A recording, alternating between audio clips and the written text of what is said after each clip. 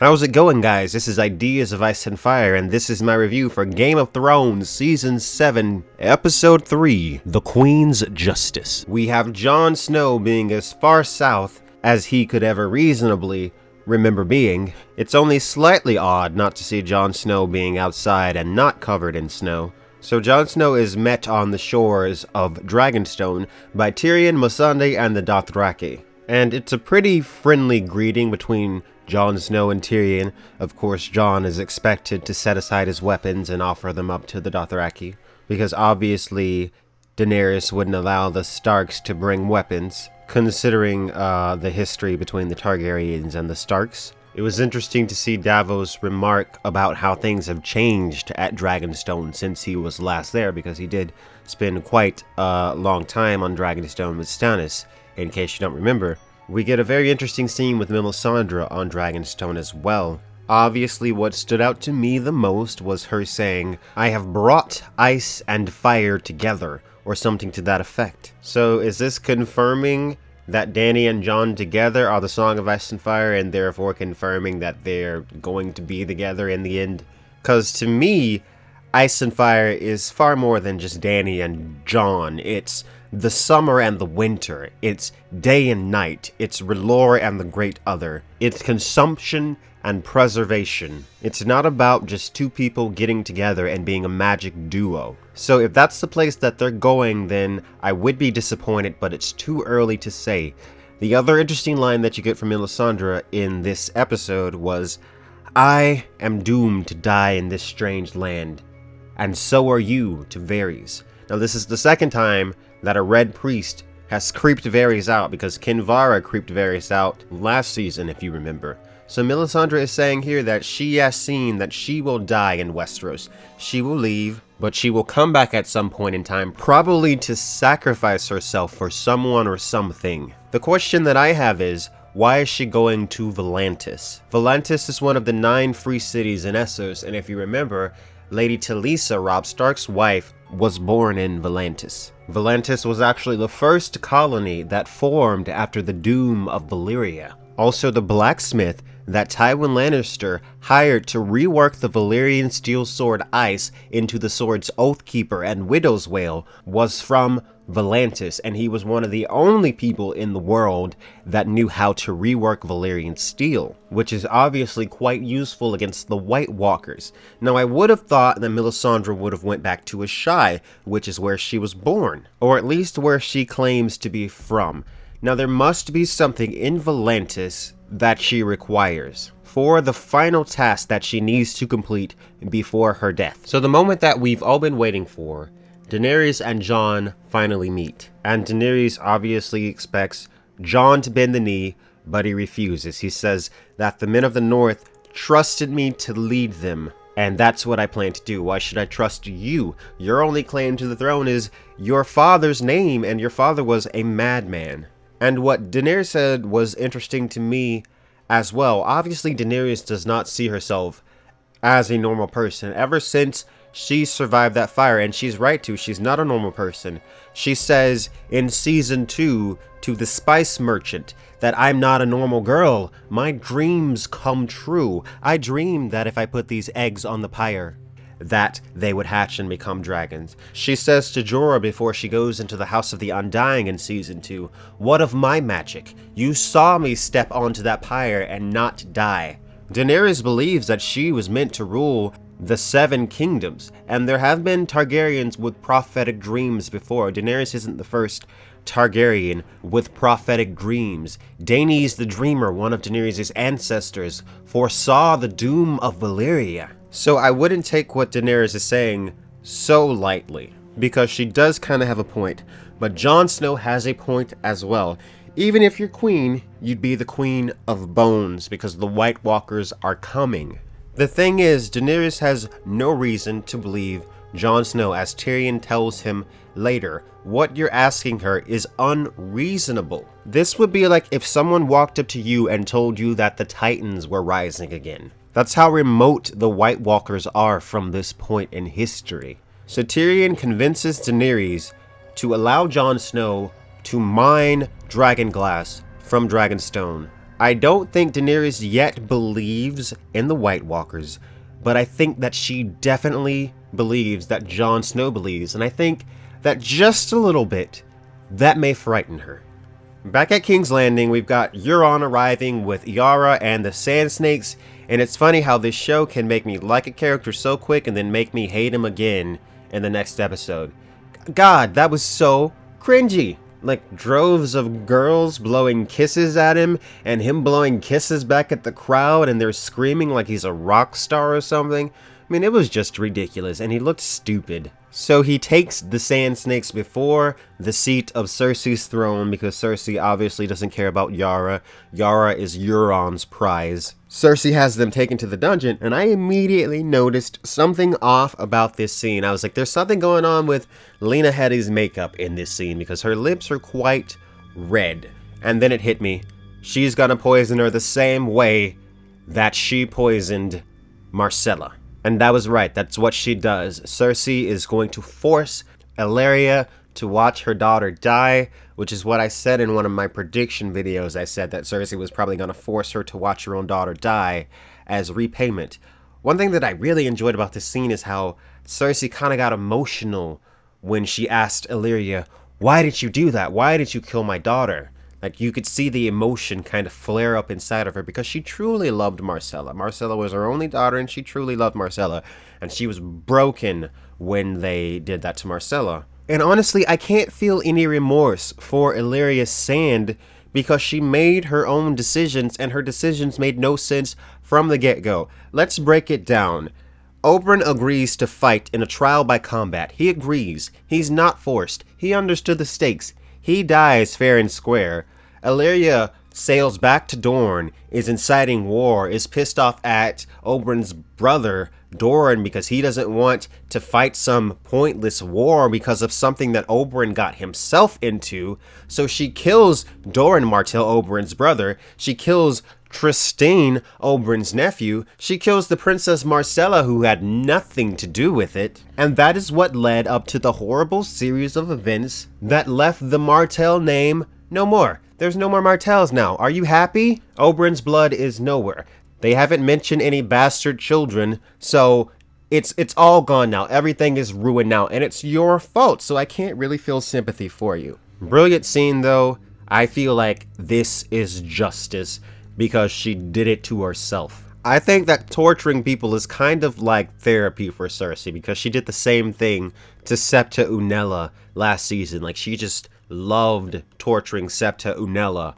And right after this scene, she goes and she bangs Jaime, and she doesn't care who sees anymore. She's just like, I'm the queen. I don't care if anybody sees. This Vulcan knocks on the door.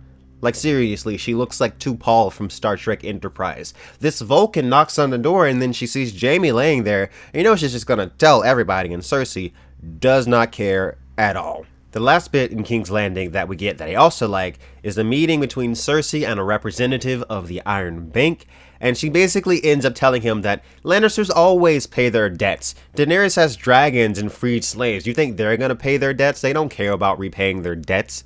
And Cersei says that, I'm going to get you your gold one way or another. And how is she gonna do that? Well, actually, it was pretty ingenious, if you ask me.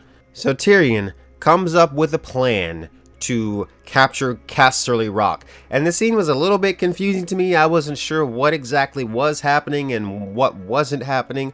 But basically, they slip in through the sewers, they take Casterly Rock, and Grey Worm's like, there should be way more. And they look over and they see Euron Greyjoy's ships attacking. And you know, they're not going to be able to hold this castle. So this is a very good move for Cersei, because the rest of the Lannister forces, along with the Tarleys, have gone for Highgarden, which I must say looks much better than Casterly Rock. Casterly Rock looked kind of dingy. I don't know what's going on with the Lannisters. I'm like, that castle is unbefitting of the Lannister name. But Highgarden looked good.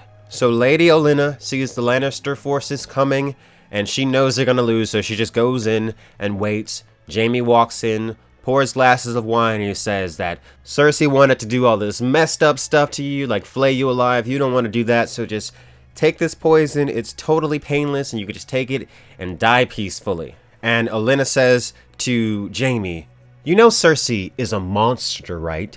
And Olenna's right, Cersei is a total lunatic psychopath. She doesn't love anybody but herself. At least that's what I think. I don't think Cersei even fully loves Jaime. And even if she does, she doesn't love him anywhere near as much as he loves her. Like, Jaime would do anything for Cersei. Jaime Lannister would die for Cersei. There was also a really funny line in the scene that I died laughing to, where Olenna says, "Oh, that's your son's sword, isn't it? What's the name of it?" And Jaime says, "Widow's Wail." And she goes, "He really was a cunt, wasn't he?" And I could not stop laughing.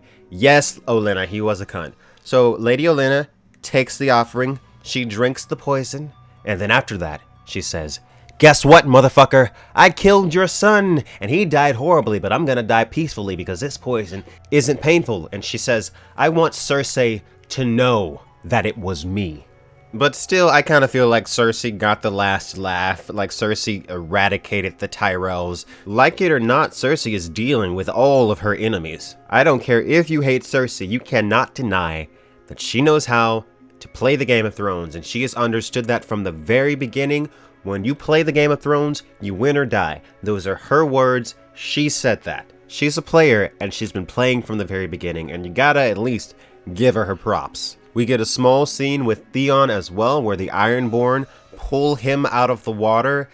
And you know, poor Theon, because he just gets no respect from the Ironborn. From the very beginning, it's like he never had a chance with these freaking people. You know, I don't think it's really right for them to just assume that he abandoned Yara. I mean, he kind of did, but like, he had no choice. And I don't think it's right for them to just assume that he abandoned her. I mean, anything could have happened. So I wonder where Theon goes from here. Does he go back to Dragonstone? Like, what use could Daenerys really have for Theon Greyjoy? So, the absolute worst scene in the entire episode, and I think this is absolutely the worst storyline in the entire season so far, is the Sam with Jorah nonsense that makes absolutely no sense whatsoever. So this is the next day. This has to be the next day, because this guy says, "Oh, I'm going to check on you tomorrow because we're shipping you off to Valyria." So this is the next day, and I'm supposed to believe that Jorah had all of his skin peeled off the night before, and this is what he looks like now?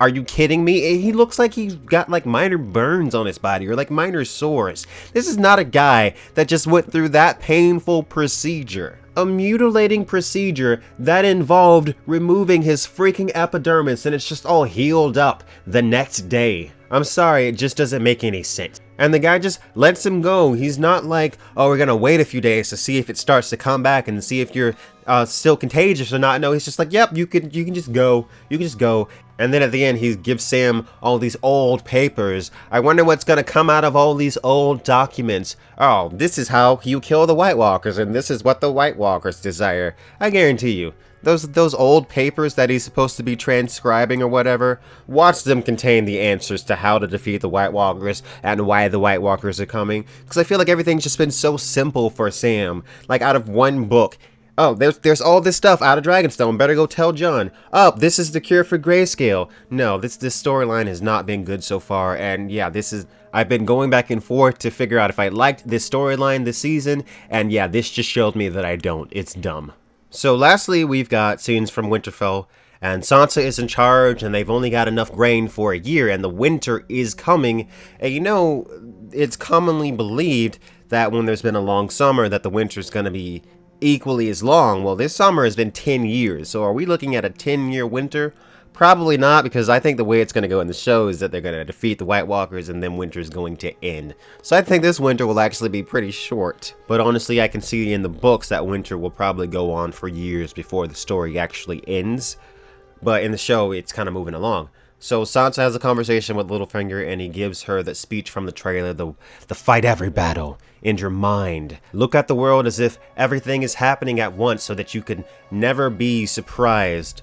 That was a little weird for me, because like I got a strange feeling, and then Bran is telling Sansa how he can see everything.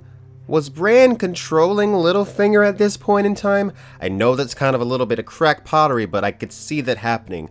Because Bran is essentially the Kisat Haderach of A Song of Ice and Fire. He's the one that can be in many places at once. The one that can see everything. The one with perfect vision. And that is a reference to the book Dune, if you don't know. So Bran pretty much has no emotion right now. Like, Sansa's crying and breaking down and giving him hugs, and he's just looking like, I've seen some shit. You know, like he's traumatized or something, which is understandable because he has seen some shit. He's seen a lot of shit. He is the three-eyed crow now, so he has all this knowledge. Maybe the future that he foresees is bleak, and that's why he's just kind of sulking around. He definitely creeped Sansa out. He says, I saw you in your white dress. He's telling her that he saw her when she was getting married to Roose Bolton, and he probably saw her get raped and all that stuff. You know, that's weird. Like, your little brother's like, yeah, I've been watching you this entire time. I understand why she walked away.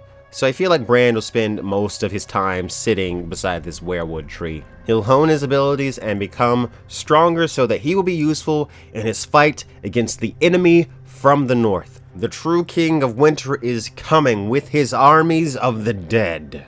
I actually genuinely liked this episode with very little caveats. I think the dialogue was pretty solid, pretty much consistently. I enjoyed that it was kind of a Cersei heavy episode, and Lena Headey is always amazing. Her delivery's perfect. I liked that scene in the dungeons with her and the Sand Snakes. The emotion that she presented just for that little moment was brilliant, very well acted. I enjoyed the Daenerys and Jon stuff. I enjoyed the Tyrion and Jon stuff. I really hope they aren't trying to do a romance between Jon and Daenerys, because I feel like that would make me cringe. And Euron made me cringe a bit in this episode with the blowing kisses thing. That was a little off. Like I said, the Sam stuff is just bad, bad, bad. I don't like it at all. Like, where is the sword? Why does no one care about the sword? Why did he steal the sword in the first place? Are they ever going to bring it up? How the frick is Jorah looking so healthy after one day? That doesn't make any sense to me. The northern plot was a little bland, but I like that Bran is back, so we can move along with that now. The sequence at Casterly Rock, Tyrion was doing the voiceover, which was kind of a little off for me. I didn't really enjoy the voiceover that much, and it was a little confusing as to what was happening and what actually wasn't happening. But overall, I thought the sequence, as far as like the shots, were decent. And one of the highlights for me was Varys and Melisandre talking. I love it when they say the name of the series within the series, so that was cool. I think potentially that a lot of people could see the dialogue in this episode as boring, but I thought that the dialogue in this episode was good and that it moved the story along quite a bit. Now, what I will say is that I feel like some of the acting was a little wooden in this episode, a little off as well. I thought that Dany's acting in the beginning was a little bit weird for me, like when she was going off on Jon, that her acting was a little bit weird. And also Tyrion, he's Peter Dinklage is a great actor, but I feel like in this episode Tyrion was a little bit wooden at times, especially in his alone conversation with Jon Snow, and also some of the stuff when he was alone with Daenerys, he was kind of wooden and kind of dry. Obviously, there's no perfect episode, but Blackwater from season 2 was pretty perfect. My favorite episode. And obviously, there's no perfect episode, but I liked this episode a lot. It felt like I was watching Game of Thrones again. It really did. So guys, let me know if you think I'm crazy, but I thought this episode was pretty good. I'll give it a 9.1. I really enjoyed this episode. So thank you guys for watching. Make sure you like and subscribe for more ideas of Ice and Fire. And please leave your Q&A in the comment section below.